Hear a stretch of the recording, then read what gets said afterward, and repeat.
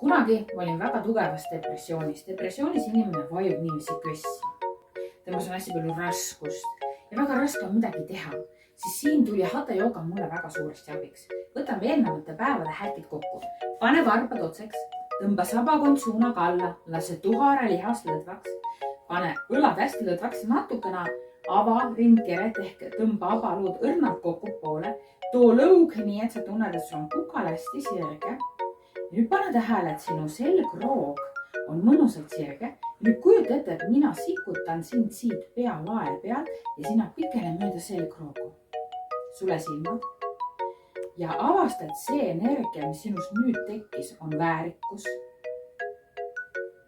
See on väärikus ja see ei ole depressioon. Avastad niimoodi enda keha sätides ja niimoodi sirutades. See on depressiooni otsene ravi. Kas jooga pole mitte imeline?